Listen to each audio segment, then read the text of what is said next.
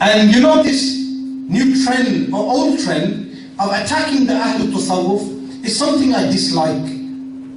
This is one of the main reasons why I dislike the Najdiyah movement. The way they attack circles of dhikrullah subhanahu wa ta'ala. They fail to attack people who go clubbing and dancing, and they have time to attack people who go and attend to these gatherings to say the name of Allah subhanahu wa ta'ala. They fail to disapprove of the munkarat in our society, those bad acts which happen in our society, yet they condemn the mawlid. Like the Messenger sallallahu alayhi wa sallam said, لَتَتَّبِعُنَّ سُنَنَ الَّذِينَ مِنْ قَبْلِكُمْ الْيَهُودُ وَالنَّصَارَى. You will follow the ways of those who came before you, al-Yahud, the Jews and the Christians. They apply this on Mawlid.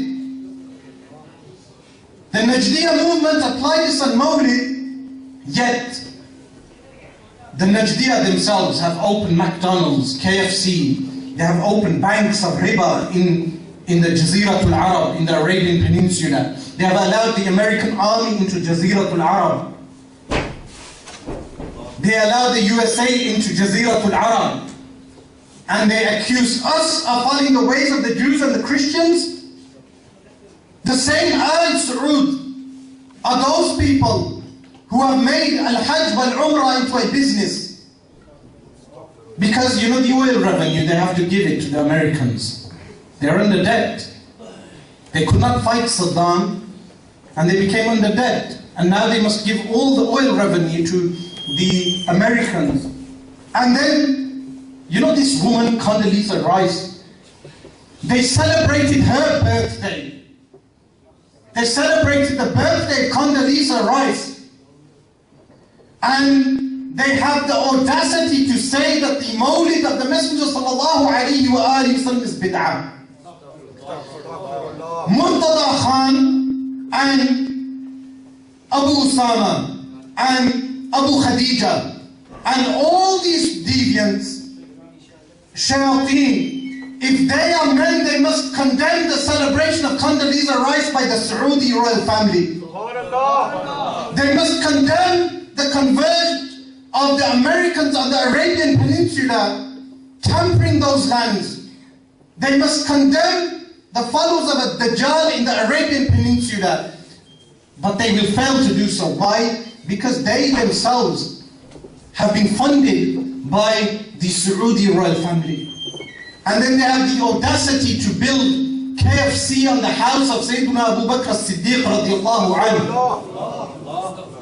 They have the audacity, you know, even Capitol Hill, where the American White House is situated, to build a building higher than the White House is something, a law in a certain mile radius around the White House.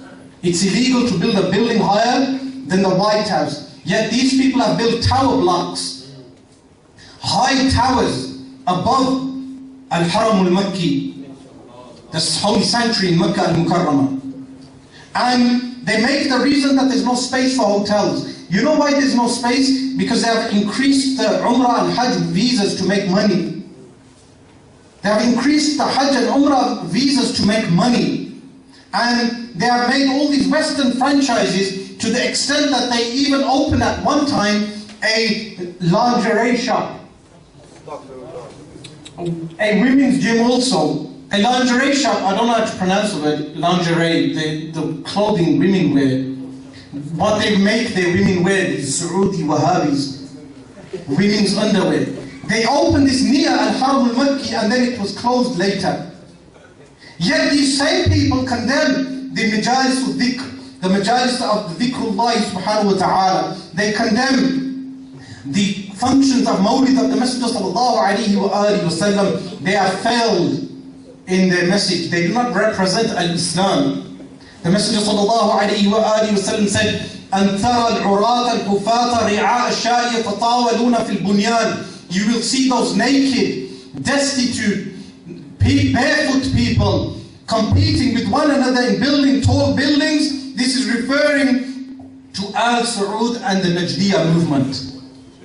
And all those Bedouins who are competing one another in building those tall buildings. So, and that is also ilmul ghayb. The Messenger of Allahu, alayhi, gives us the exact description of how these people will be.